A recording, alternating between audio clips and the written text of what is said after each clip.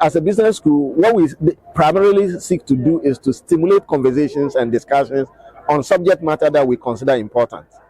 As I said, when it comes to the impact on families and on businesses, not a lot of people are talking about it.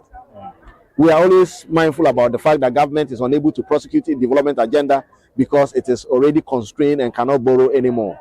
But how about businesses? How about families? How about individuals?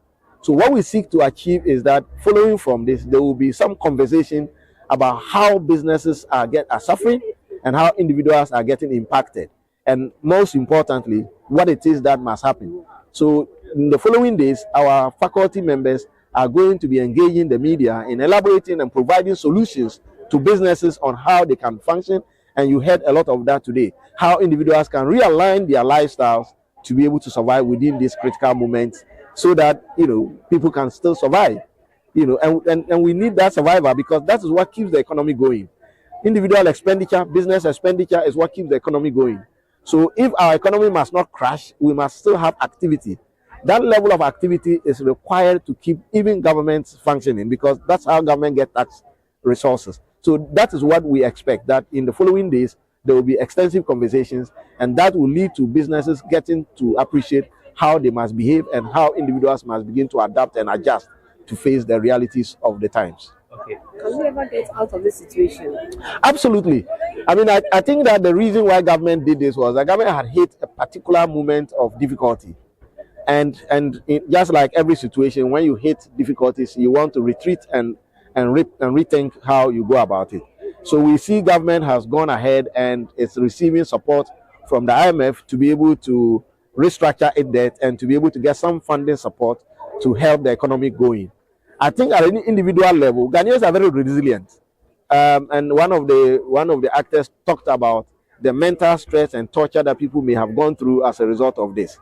But I think that it looks to me that the resilience that Ghanaians have has actually shown up in the way that we have recovered. Don't forget that we have a very solid social system of support, such that people are able to rely on other people to get some support.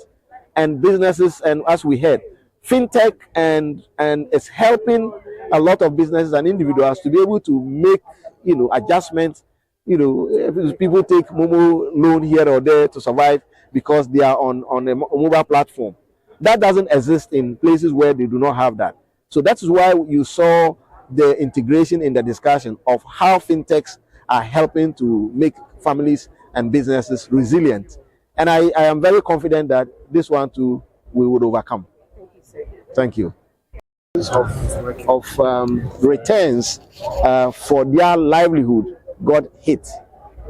Unfortunately, there has been conversations about how government itself is constrained, but we often do not talk about the impact of this on households and on private businesses.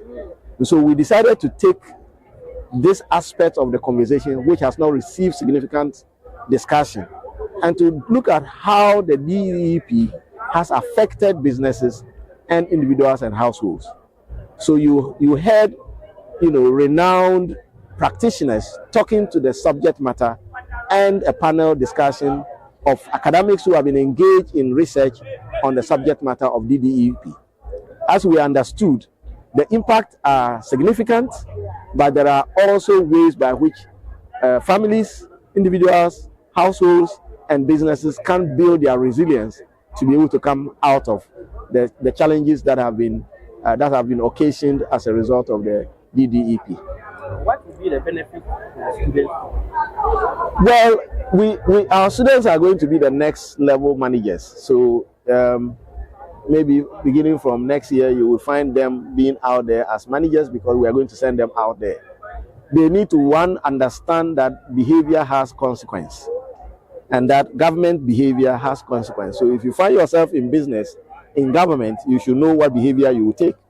Number two, if you are in business and they are going to be managing business, they should understand that there can be shocks. There can be unexpected circumstances that can hit businesses. And so when that happens, what do you do? So today's conversation actually preempts the behavior that students would have to begin to think about when they get into uncertain circumstances as business managers. It is also to prepare them to know that the world out there is not as smooth as we see it. And so they must know that they must build enough resilience here themselves and gather enough tools that will let them be able to function when they become business managers. Thank you, Prof. Thank you very much. Please, your full name. My name is Professor Justice Baole. I'm the Dean of the University of Ghana Business School. Okay, Thank Prof, you. last question. Yes.